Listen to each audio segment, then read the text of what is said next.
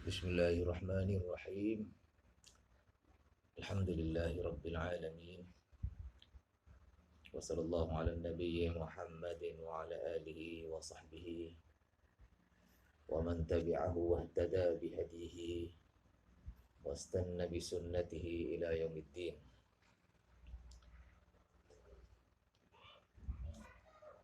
Allahumma arzuqna fahman nabiyyin wa hifdzal mursalin wa ilhamal malaikatil muqarrabin.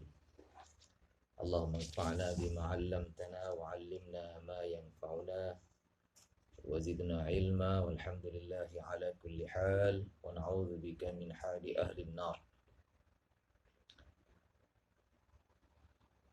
Wa yakhtassul ijza'u, situ kan?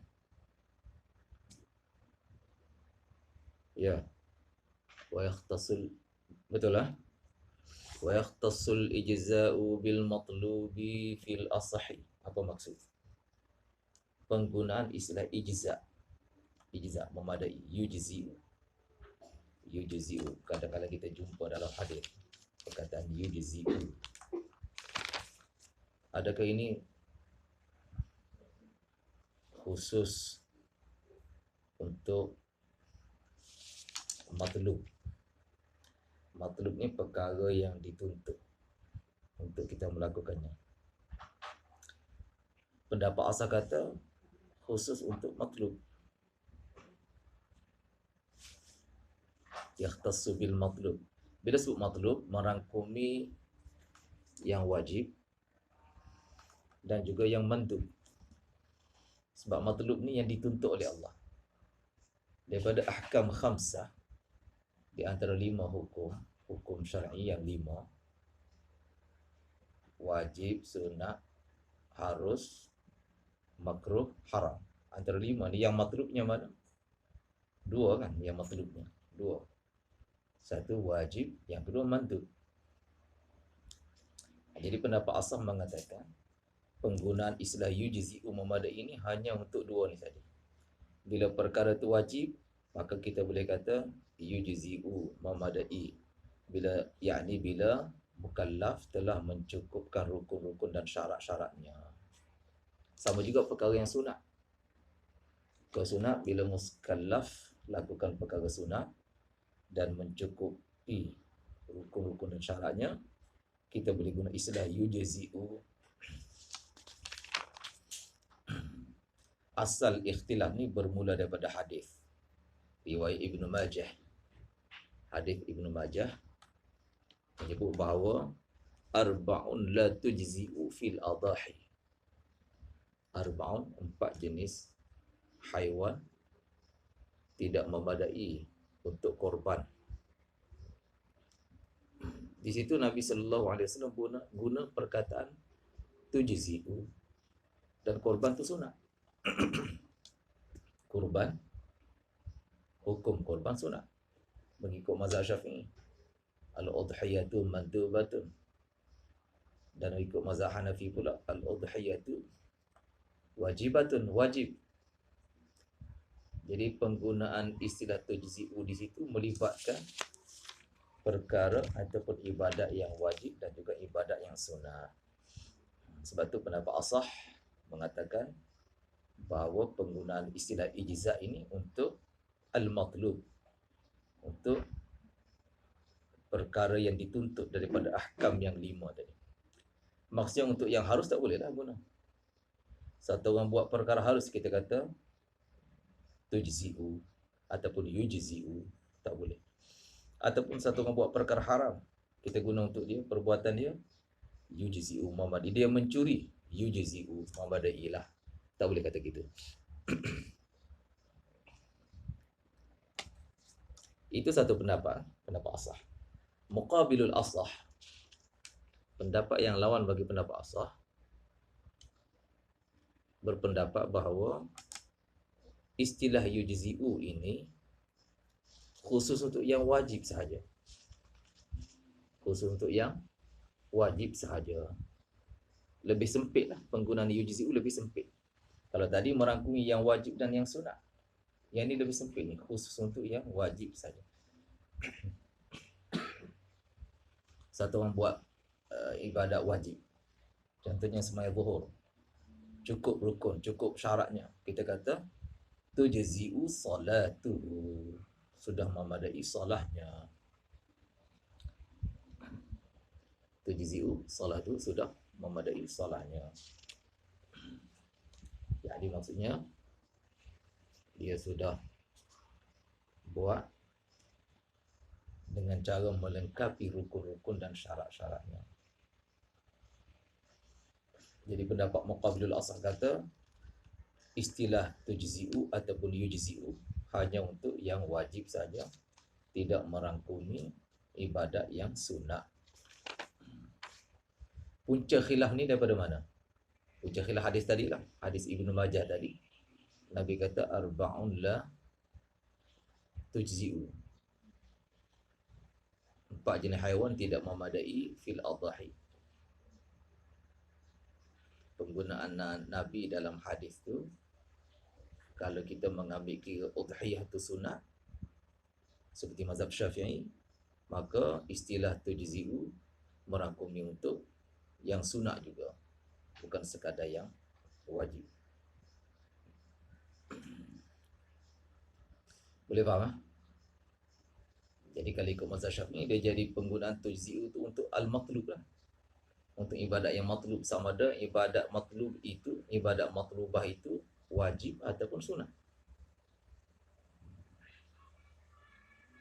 Berbeza mazhab Hanafi pula, bila mereka mengatakan udhiyah itu hukumnya wajib, jadi penggunaan tujzi'u ni khusus untuk ibadat wajibah sahaja.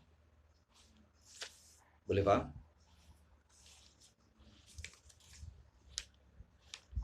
Semua faham?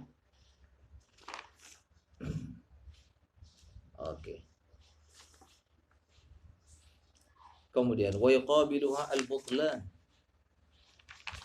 lawan bagi perkataan sihah, lawan bagi sah. Yuqabiluha dhamir ha tu kembali kepada as-sihah. Yuqabilu as-sihhata al-butlan, menjadi oposit, menjadi oposit, lawanan, menjadi oposit ataupun lawanan bagi lawanan bagi as-sihah, iaitu apa dia? Yang menjadi lawanan bagi as-sihah, al-butlan, batal. Sebab apa? Sebab as-sihah tu iktimalus syara'iti wal arkan. Iktimal, cukupnya syarat-syarat dan rukun-rukun. Itu mana? As-sihah. Butlan pula ialah nuqsan asy-syara'iti wal arkan, mengalami kecacatan pada rukun dan syarat. Nuqsanu asy-syara'iti wal arkan, ataupun ikhtilalul syara'iti wal arkan, cacatnya rukun-rukun dan syarat. Itulah makna butlan.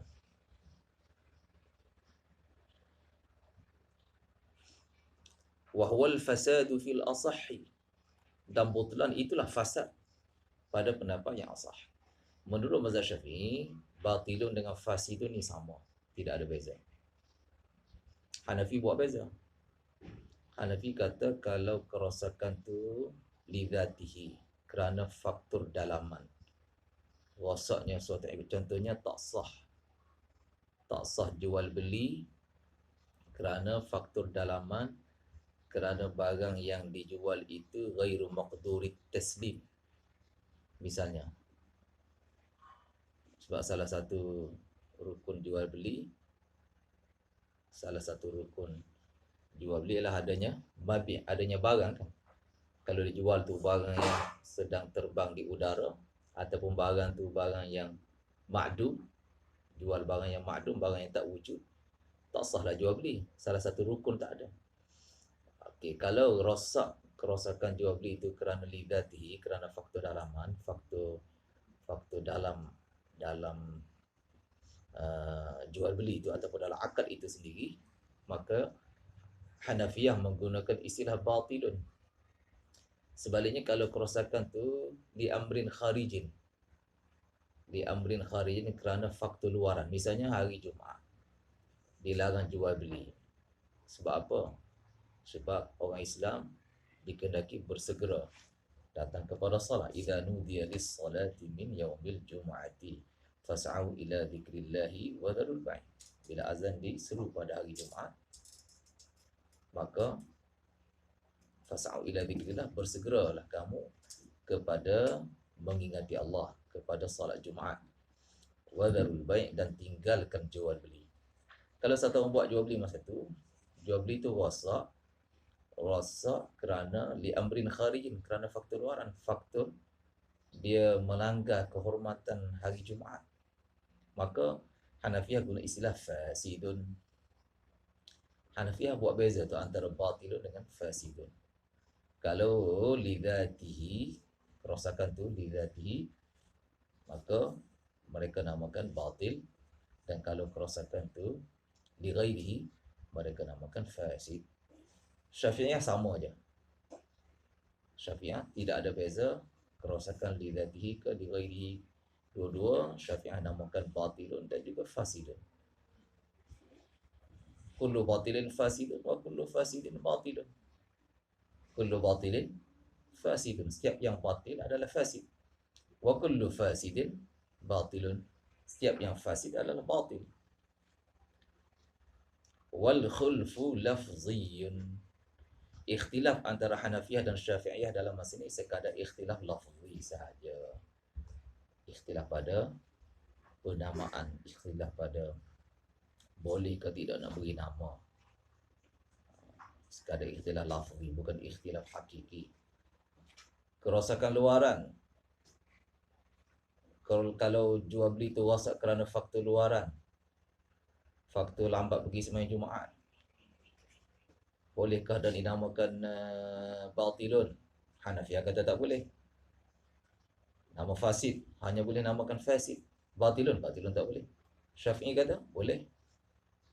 Boleh nama batilun sebagaimana boleh nama fasid. Kalau kerosakan dalaman pula, jual bai'ul ma'dum, jual barang yang tak wujud, bolehkah dan dinamakan fasidun? Hanafiyah kata tak boleh. Kena namakan dia batilun. Syafi'i kata boleh. Boleh namakan fasid sebagaimana boleh dinamakan batil. Jadi ikhtilaf pada nama, penamaan. Sedangkan pada hakikatnya kedua-dua ittifaq bahawa dua-dua jual beli itu tidak sah dan tidak ada tarattubu atharihi, itu tak ada.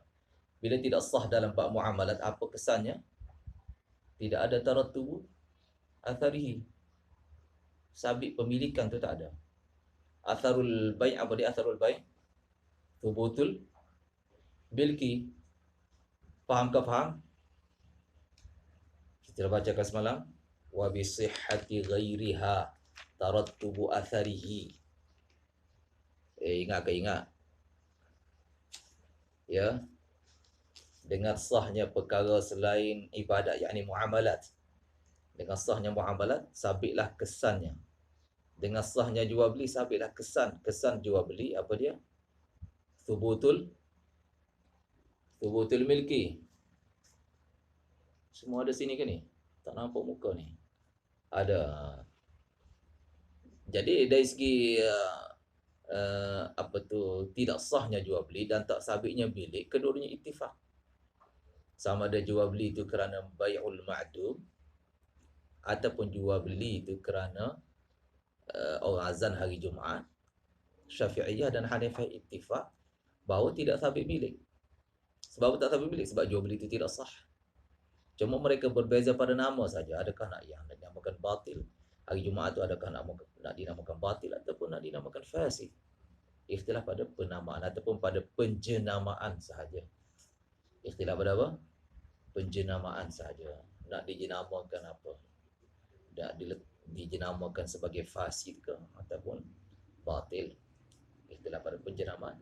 Pada hakikat muamalah, kedua-duanya ittifaq bahawa tak sabit milik. Tak sabit. Syafi'iyah apa kata tak sabit milik? Bai'ul ma'dum tak sabit. Penjual yang jual barang tak ada, duit yang dia dapat tu tak sabit milik dia. Bukan duit dia, kalau dia makan dia juga, duit tu jadi makan duit haram. So, jadi baik. Boleh faham? Sama juga kalau hari Jumaat jual beli. Pelajar-pelajar pergi Masjid Beladau. Orang dah azan dia masih duduk beli lagi. Makan haram. Sebab apa jual beli tak sah dah azan? Orang dah sah. Ya. Yang makan haram sebab tak sabit bukan milik dia. Dia makan bukan milik dia. Yang ambil duit haram bukan milik dia duit itu. Jual beli tidak sah. Kena hati-hatilah.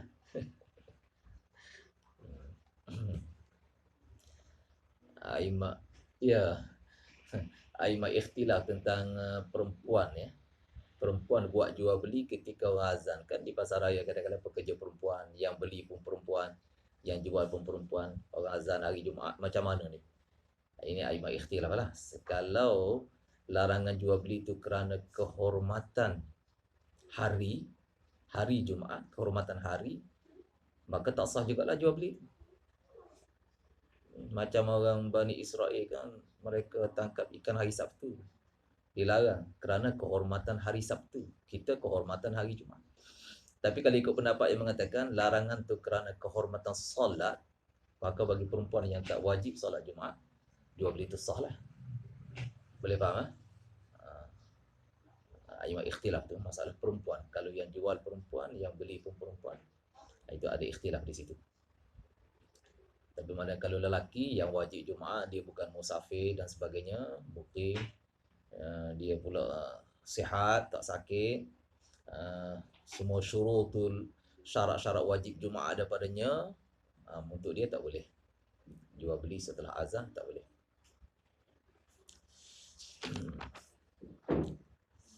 Wal khulfu lafdhiyun, ikhtilaf antara Hanafiyah dan Syafi'iyah dalam perkara ini hanya sekadar ikhtilaf pada penjenamaan sahaja. Boleh faham? Pada hakikatnya sama. Hakikat muamalah dua-dua kata tidak sabit milik. Cuma aimah ikhtilaf pula bila kata tak sabit, adakah tak sabit terus ataupun tak sabit itu mauquf. Ada kata tak sabit terus. Mana jual beli kena buat jual beli lain. Satu lagi kata tak sabit dengan dalam arti kata mauquf, yakni tergantung muamalah tu. Tergantung. Muamalah tu tergantung ala ijazah lah, gantung mana setelah habis azan, habis solat Jumaat semua, masing-masing beri ijazah, barulah jadi sah jual beli itu. Mushtari pun ijazah, mengijazah, membenar, mengizinkan duitnya, baik mengizinkan barangnya, jadi sah lah, mauqufun alal ijazah. Ala ayyi halin, dua-dua kata tidak sah jual beli. Sama ada tidak sah terus ataupun tidak sah dalam erti kata mauqufun alal ijazah. Boleh faham? Naam, Rusli, ada faham? Alhamdulillah. Allah bagi faham. Wal asahu annal adaa fi'lul ibadati au rak'atin fi waqtiha. Pada pendapat yang asah, apa itu adat? Adat yang ditunai. Tunai ni yakni melakukan ibadat di dalam waktunya. Contoh zuhur. Waktu zuhur lebih kurang pukul 1.30 hingga berapa? 4.30 lebih kurang. Melakukan keseluruhan keempat-empat rakaat zuhur di dalam waktu zuhur. Itu namanya adat. Itu namanya adat. Ada yang mengantuk tu. Normal mengantuk tu. Jangan mengantuk, tidur bagi cukup.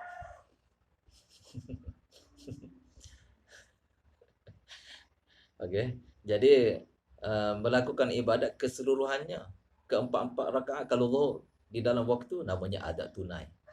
Ataupun melakukan satu rakaat di dalam waktu. Satu rakaat dia sempat dalam waktu zuhur, lagi tiganya di luar. Orang sudah azan asar, itu juga dikira adat. Sempat satu rakaat. Yang jadi qada, jadi tunai ni bila satu rakaat pun dia tak sempat. Satu rakaat pun dia tak sempat di dalam waktu, kan? Dia sembahyang zuhur, takbiratul ihram, zuhur, qiyam, baca Fatihah semua, rukuk.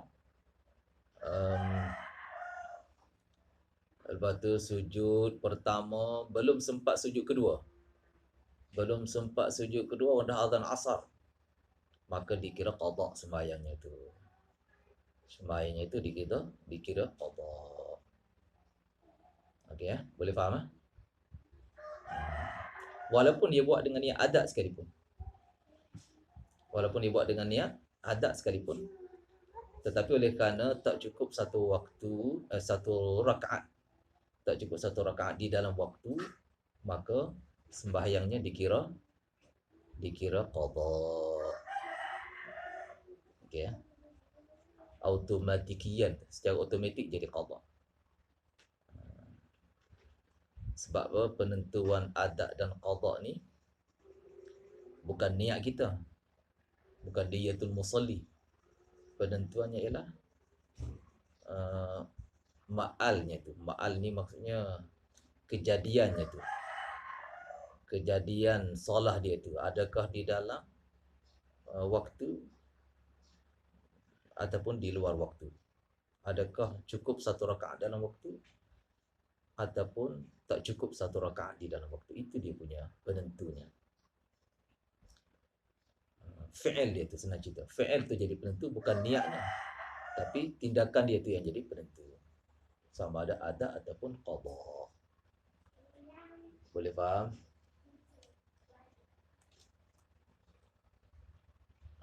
InsyaAllah, bukan insyaAllah, insyaAllah esok. Sekarang ni dah faham sekarang. Alhamdulillah. Okey, Alhamdulillah Allah bagi faham. Jadi pendapat asal kata adat itu ialah melakukan ibadat ataupun melakukan satu rakaat. Rakaatin tu ataf kepada al-ibadat. Rakaatin itu ataf pada al-ibadah. Fi'lul ibadati au fi'lu rakaatin. Melakukan satu rakaat, cukup satu rakaat fi waqtiha, dalam waktu ibadah itu. Kalau zuhur, zuhur lah. Kalau asar, asar lah. Kemudian waktu itu apa? Waktu wahwa zamanun muqaddarun laha syar'an. Waktu itu ialah zaman, tempoh masa yang ditetapkan untuknya, untuk ibadat berkenaan. Kan solat ni kan inna salata kanat 'alal mu'minina kitaban mawquta.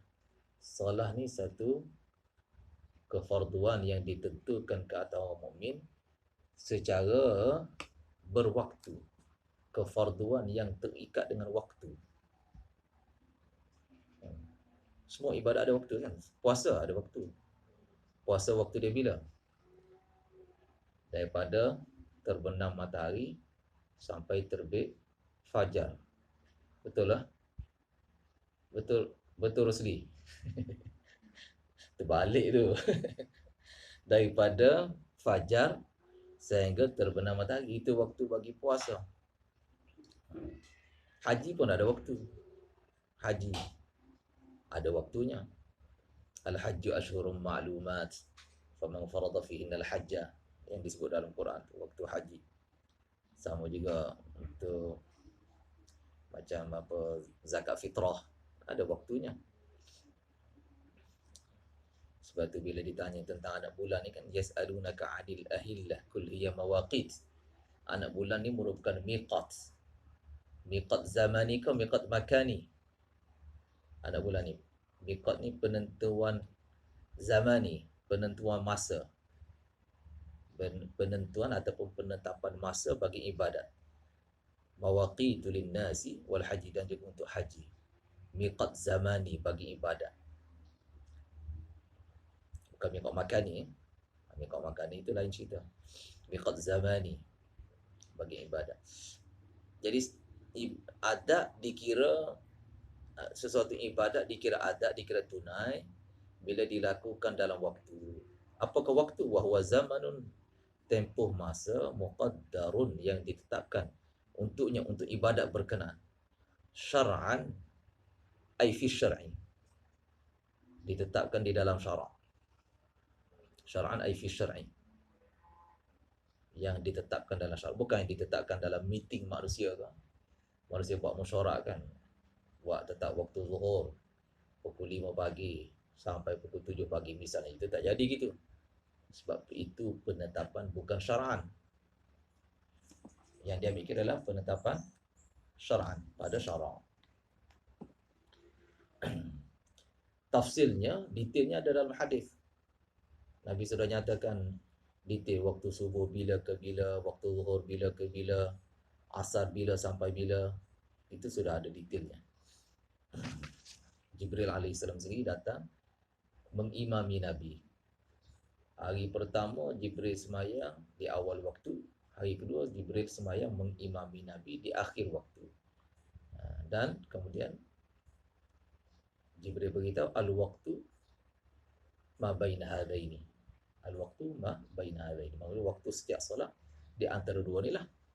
Di antara yang aku solat kemari dengan yang aku solat hari ini. Jadi sudah ada penetapan syar'inya. Wa anal qada'a fi'luha au illa duna rak'atin ba'da waqtiha. Tadarukan lima sabaqa li fi'lihi muqtadin ay muqtadiyun. Muqtadiyun. Asalnya itu muqtadiyun. Qada itu ialah melakukan ibadah ba'da waqtiha. Melakukan ibadah selepas habis waktu. Fi'luha ba'da waqtiha. Melakukan semua ibadat selepas habis waktu. Misalnya zuhur 4 rakaat dibuat selepas habis waktu zuhur.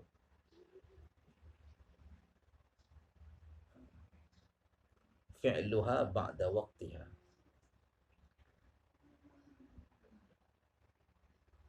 Au fi'luha, melakukan semuanya di luar waktu, illa duna raka'atin, kecuali tak cukup satu rakaat di dalam waktu. Ini pun dikira qada juga. Semuanya di luar waktu, tak cukup satu rakaat di dalam waktu. Boleh faham? Ibarat dia tu macam ibarat tu macam berbelit sikit, tapi sebenarnya tak berbelit. Anal qada'a fi'luha ba'da waqtiha, melakukan ibadat semuanya selepas waktu. Zuhur 4 rakaat selepas waktu. Dah masuk waktu asar dah, pukul 6.30 baru dia sembahyang zuhur, maka itu qada. Semua 4 rakaat selepas waktu. Ataupun dia buat semua lepas waktu kecuali tak cukup satu rakaat di dalam waktu. Semua lepas waktu, dalam waktu tak cukup satu rakaat. Dalam waktu, macam kita buat contoh tadi kan, dia sembahyang, takbir, niat semua, Fatihah, qiyam, rukuk, sujud. Sujud pertama, bila nak sujud kedua dah adzan asar. Jadi semuanya di luar waktu, dalam waktu tak cukup satu. Illa tu tak cukup tu. Dia buat semuanya di luar waktu kecuali duna rakaatin, tak cukup. Duna tu tak cukup. Duna mana apa? Duna mana? Tak cukup. Boleh faham Boleh faham? Abdul Rahman Samad. Boleh faham? Abdul Rahman Samad semua faham? Boleh Jadi semua dibuat di luar waktu, duna kecuali tak cukup satu rakaat di dalam waktu, itu pun juga dikira qada. Kesimpulan dia apa? Sama ada semua di luar waktu ataupun semua di luar, tak cukup satu rakaat di dalam waktu. Dua-dua tu dinamakan qada. Okey. Tadarukan, dan qada ni juga sambungan takrif qada ni. Tadarukan kerana tadaruk, kerana nak cover balik, kerana nak tadaruk ni apa? Coverage. English kata coverage. Tadaruk ni kerana untuk sesuatu yang miss, kita nak dapatkan balik lah. Itu mana tadaruk. Kerana nak melaksanakan balik lima sabaqa li fi'lihi muqtadin, terhadap ibadat yang mana telah pun terdahulu tuntutan untuk melakukannya. Contoh, dia sudah ada tuntutan untuk melakukan zuhur, ada muqtadiyun. Muqtadi itu asal dia muqtadiyun, isim manqus. Kemudian bila berlaku thiqal, berat, nak sebut tu berat, maka dibuanglah ya, jadi muqtadin. Telah terdahulu tuntutan untuk melakukannya. Dia buat kali yang kedua kerana sudah ada tuntutan untuk melakukannya. Maknanya kalau dia buat tanpa ada tuntutan, itu namanya i'adah, ulang balik. Namanya i'adah, yakni ulang balik. Kalau kerana ada tuntutan, contoh dia buat zuhur, tiba-tiba zuhurnya tu cacat, dia pun tak ada, dia zuhur tak apa ni, terlupa wuduk misalnya, cacat sembahyang zuhurnya, dia pun bila waktu asar dia teringat, dia pun buat balik zuhur itu. Itu namanya qada. Qada kerana dia nak tadaruk, nak cover balik perbuatannya yang mana sudah ada tuntutan sebelum ini. Sabaqa muqtadiyun li fi'li, telah terdahulu tuntutan untuk melakukannya. Berbeza i'adah, i'adah tak ada tuntutan. Dia dah buat zuhur sekali, dah sah dah zuhur dia, kemudian datang kawan, tak ada jemaah, tak ada orang nak buat berjemaah, dia pun tolong kawan dia sembahyang kali zuhur kali yang kedua supaya kawannya dapat pahala jemaah.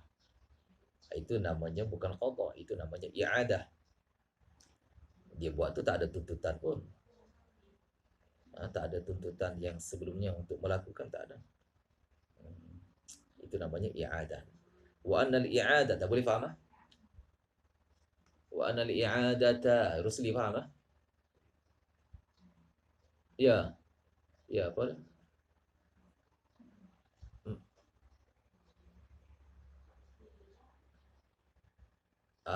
Bila dia sembahyang kali kedua. Bila dia sembahyang kali kedua zuhur tu ada kesunat ke wajib? Tak sunat, tak wajib. Sunat pun tidak, wajib pun tidak. Sebab apa? Sebab tu dia kena niat mutlaqan tu, usalli dhuhra.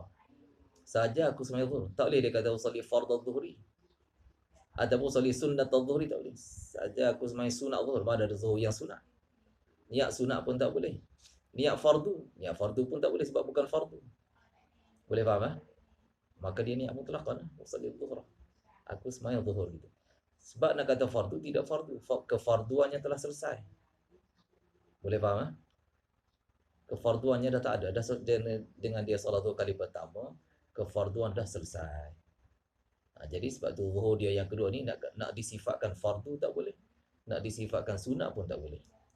Maka dia sembahyang mutlaqan lah. Terpulang pada Allah Ta'ala lah kalau nak nilai, nak menjadikan salat zuhur dia tu, yang kedua tu nak jadikan sunat ke fardu, itu serah pada Allah Subhanahu wa Ta'ala. Boleh faham? Dari segi niatnya, niat gitulah, usalli dhuhra. Wa anal i'adata, dan bahawa i'adah. I'adah mana ulang balik. Itu nama ialah apa dia? Fi'luha, melakukan ibadat, waqtaha, pada waktu ibadat. Dia ulang balik zuhur di dalam waktu zuhur. Thanian, kali yang kedua zuhur, mutlaqan. Mutlaqan ni maknanya dia buat tu sama ada muqtadi, ada tuntutan untuk melakukannya. Jadi sembahyang dia yang pertama cacat, ataupun tidak ada muqtadi. Itu maksud mutlaqan. Bila dibuat dalam waktu yang sama, kali yang kedua, sama ada dia buat tu kerana solat pertamanya cacat, ataupun solat pertamanya dah sempurna, dua-dua tu dinamakan i'adah. Sebab dibuat di dalam waktu. Boleh faham? Tak dinamakan qada. Qada ni bila dah habis waktu. Kalau dibuat dalam waktu, contoh zuhur, dibuat kali yang kedua dalam waktu zuhur juga. Itu namanya i'adah. Sama ada dia buat zuhur kedua ni kerana zuhur pertama cacat, ataupun tak ada kecacatan, saja dia nak bantu kawan dia supaya dapat pahala jemaah. Dua-dua keadaan tu namanya i'adah. Wal hukmu in taghayyara ila suhulatin. Boleh faham? Wal hukmu, dan hukum, in taghayyara, jika berubah hukum, ila suhulatin, kepada mudah. Hukum zuhur misalnya 4 rakaat berubah kepada mudah 2 rakaat. Li'udhrin, kerana ada uzur. Ma'a qiyamis sababi, sedangkan masih ada sebab. Lil hukmil asli, sebab untuk melakukan hukum asal. Hukum tu berubah kepada mudah, sedangkan masih ada sebab untuk kekalnya hukum asal. Maka itu namanya rukhsatun. Itu namanya apa? Rukhsah. Bermakna dalam rukhsah ni kena ada 4 ciri lah. Pertamanya dia berubah. Kena ada tagayyur, berubah daripada 4 rakaat kepada 2. Yang kedua, berubah kepada mudah. Rukhsah ni bila berubah kepada mudah, daripada 4 rakaat kepada 2. Kalau berubah kepada yang payah tu, itu bukan rukhsah, itu boleh jadi nasakh. Dia berubah kepada yang lebih mudah. Dan berubah tu kerana uzur, macam dalam zuhur. Qasar zuhur 4 rakaat jadi 2 kerana uzur apa? Uzur safar. Kerana seseorang tu musafir, ada uzur safar. Sedangkan masih ada sebab. Sebab bagi melakukan hukum asal. Yang ni apa dia? Sebab masuk waktu zuhur. Sebab tu masih ada, dulu kusyams. Sebab bagi melakukan hukum asal. Sebab itu masih ada. Yang ni waktunya ada. Apa lagi ya? Ada sebabnya itu. Sebab bagi hukum asal masih ada. Maka bila berubah kepada mudah, itu namanya rukhsatun. Rukhsah ni terbahagi pula kepada rukhsah wajib. Ada rukhsah wajib. Contohnya akli maitatin, makan bangkai bagi orang yang nak menyelamatkan nyawa. Kalau dia tak makan, dia boleh mati. Makanan lain tak ada, yang ada bangkai saja. Maka dia pun makan. Illa apa ayat Quran tu? La ta'kulu mimma illa badturirtum ilaih. Kecuali kamu terdesak untuk memakan. Famaditturra ghaira baghin wala 'adin fala ithma 'alaih. Siapa yang terdesak makan bangkai tanpa dia sengaja menceroboh larangan Allah Subhanahu wa taala, maka fala ithma 'alaihi, tiada dosa baginya. Jadi sebab untuk tak makan tu masih kekal kan? Allah tak ubah hukum. Hurrimat 'alaikumul maitatu, kekal. Allah tak ubah hukum tu. Sebab bagi haram makan bangkai itu masih ada. Tetapi kenapa boleh makan? Kerana uzur. Apa uzurnya? Uzurnya hifdzun nafs, memelihara nyawa. Maka itu namanya rukhsah. Kalau hukum dah tak ada, sebabnya dah tak ada, hurrimat 'alaikumul maitatu, katakan dah tak ada, Allah dah tukar kepada uhillat lakumul maitatu, katakanlah dihalalkan untuk kamu maitah, bangkai. Itu bukan namanya rukhsah, itu namanya nasakh. Boleh faham beza tu? Boleh faham beza rukhsah dengan nasakh? Dalam nasakh ni, sebab bagi hukum asalnya dah tak ada. Sebab dia tu, khitabnya tu dah tak ada. Allah Ta'ala dah tukar khitab, dah angkat khitab tu. Itu namanya nasakh. Tapi kalau khitab masih ada, itu namanya rukhsah. Rukhsah tu bagi kepada berapa? Pertamanya rukhsah wajib. Contoh tadi, aklul maitah. Saya rasa masa dah habis ni. Kita tutup dulu insya-Allah.